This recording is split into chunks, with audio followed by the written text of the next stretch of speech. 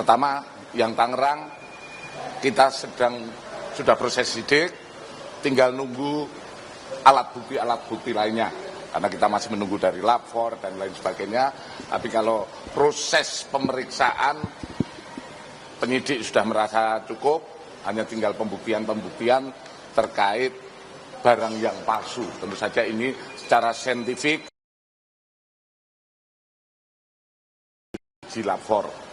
Kemudian yang kedua adalah pagar laut yang terjadi di wilayah Bekasi, di mana kita ketahui bersama bahwa tanggal 7 Februari kemarin dari BPN telah membuat laporan polisi LPB nomor 64 Romawi 2 2025 SPKT Baris Krim Polri, di mana yang dilaporkan adalah tindak pidana pemalsuan surat dan atau pemalsuan akta otentik dan atau penempatan keterangan palsu ke dalam akta otentik, junto turut serta membantu melakukan sebagaimana dimaksud dalam pasal 263 KUHP atau pasal 264 KUHP dan atau pasal 266 KUHP junto pasal 55, 56 KUHP, yang mana terkait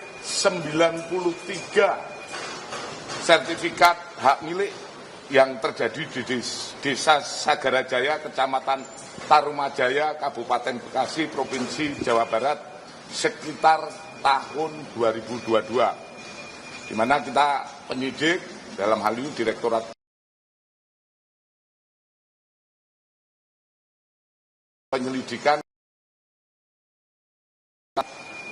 Saat ini penyidik sudah memeriksa yaitu antara lain pelapor, ketua dan anggota ex panitia adjudikasi PTSL atas penerbitan 93 sertifikat hak milik yang terjadi di Desa Sagarajaya, kemudian para pejabat kantor pertanahan Kabupaten Bekasi dan pegawai pada Inspektorat Jenderal Kementerian ATR BPN. Dari hasil pemeriksaan saat ini diperoleh data dan fakta bahwa diduga modus operandi yang dilakukan oleh para oknum atau pelaku adalah merubah data 93 SHM. Diduga para pelaku merubah data subjek atau nama pemegang hak dan merubah data objek atau lokasi yang luasan yang sebelumnya berada di darat menjadi berlokasi di laut dengan jumlah yang lebih luas, luasan yang lebih luas dari aslinya. Kalau kita melihat dari apa yang kita laksanakan penyidikan terkait di Kohot dengan di Bekasi, itu ada perbedaan, yaitu jika pada kasus Kohot kita melihat bahwa pemalsuan dokumen dilakukan pada saat sebelum atau saat proses penerbitan sertifikat.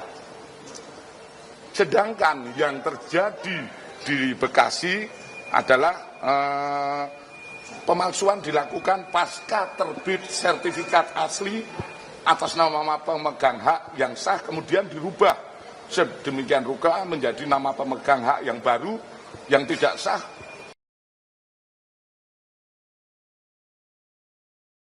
sertifikat. Kemudian dirubah dengan alasan revisi, di mana dimasukkan baik itu perubahan ordinat dan nama, sehingga ada pergeseran tempat dari yang tadinya di darat bergeser ke laut dengan luasan yang lebih luas. Itu yang pertama. Kemudian dari ini proses penyelidikan terkait LP ini, penyidik juga mendapatkan sementara akan kita dalami, yaitu ada perbuatan lain di desa yang lain, yaitu di Desa Urip Jaya, di mana Desa Urip Jaya dan Sagarajaya itu berdekatan dalam satu kecamatan. Di situ juga muncul yang saat ini kita temukan, baru kemarin kita temukan, saat ini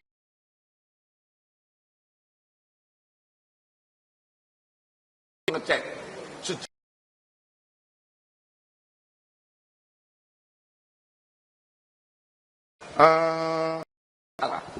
Ini yang kemudian kita dalami. Kalau kaitan dengan Segara Jaya, ini kita masih tidak ada kaitannya dengan PT itu. Dalam proses penyelidikan, penyidik mendapatkan di luar LP ini. Jadi begitu kita dapatkan, kita akan terus mengembangkan. Sementara itu hasil hari ini, kemudian proses ini juga tindak lanjut, penyidik dalam waktu dekat juga akan menggelarkan untuk lebih lanjut apakah perkara ini bisa dilanjutkan ke penyidikan atau tidak. Tapi tentu saja ini juga akan data-data kita terkumpul semua. Mungkin itu. Kepala Desa Kohot ada, sudah diperiksa. Ya. Kami gini, tadi saya sampaikan, untuk proses yang di Kohot saat ini kita sudah memeriksa semua. Tinggal kita memformilkan terkait hasil uji lapor. Jadi kita mungkin kalau ada ya tambahan-tambahan sedikit. Pada prinsipnya kita akan menguji apakah di lapor, nanti hasil lapor inilah nanti jadi bahan gelar. Tinggal itu saja. Dan kemungkinan dalam beberapa hari ini dari lapor sudah bisa memberikan kepastian sehingga kita segera bisa menentukan apakah sudah bisa untuk penetapan tersangka atau tidak. Itu juga tidak akan berhenti situ aja, karena kita masih berawal dari proses kasus pemalsuan. Kita belum melangkah ke hal-hal lain, yaitu seperti yang turut serta membantu dan lain sebagainya. Kita mulai dari ujung dulu, gitu. Ya. Pemeriksaannya kapan sih, Pak? Berapa? Pemeriksaannya kapan kepada Desa Kohot? Kemarin sudah diperiksa. Kemarin sudah, ya. Total berapa saksi? 44 sudah diperiksa.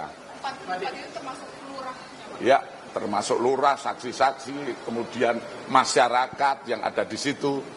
Kalau proses pemeriksaannya juga kita panggil melalui proses pemanggilan semua dan semua bisa hadir ke penyidik untuk pemeriksaan.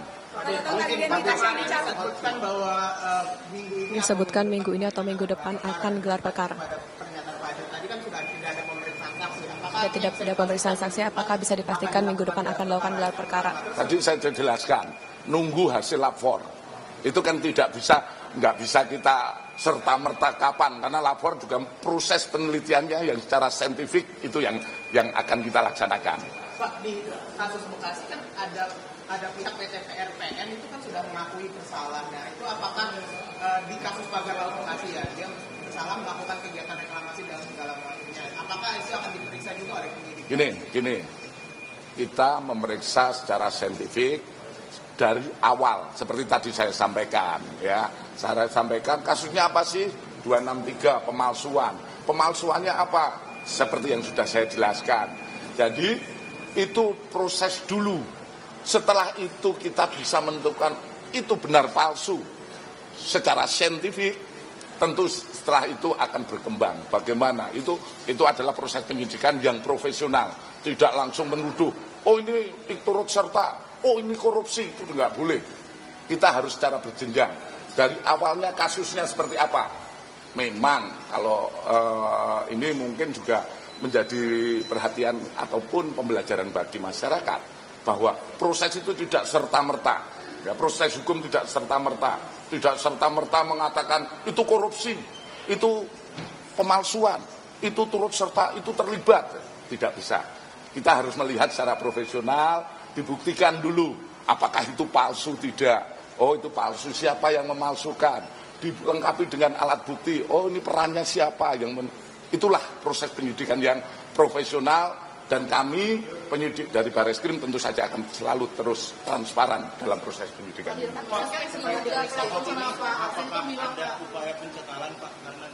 Upaya pencekalan. Kades Kohot. Untuk proses pencekalan harus tersangka.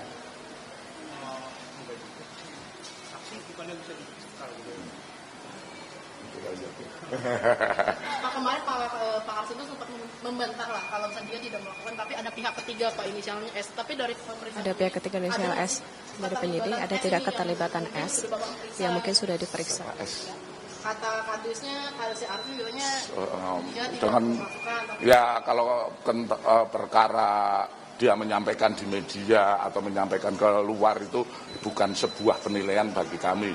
Yang kami uji adalah saat pemeriksaan, dan saat pemeriksaan keterangan-keterangan yang disampaikan baik itu menyangkal dan lain sebagainya itu kami persilahkan. Pada prinsipnya keterangan saksi nanti akan kami uji dalam proses-proses gelar maupun pembuktian lainnya. Ya, oke, ya, oke.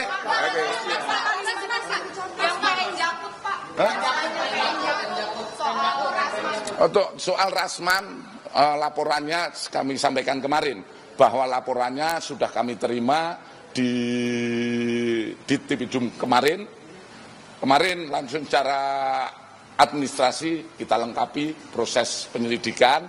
Tentu saja setelah itu kami akan memanggil baik itu saksi, pelapor dan lain sebagainya. Nanti lebih lanjut kami update. terdekat siapa yang diperiksa Pak? Yang jelas pelapor atau yang ada di sekitar situ, saksi-saksi yang melihat. Pak Aris diperiksa Pak? Ya nanti. Ya. Kalau Kalau aku kan nggak bisa menyampaikan kapan karena waktu hari Senin Pak, benar nggak Pak? belum tahu, kita lihat ya. Kalau ketua PN Jakpro itu harus diperiksa. Itu kan pelapor, segera akan kita periksa, oke?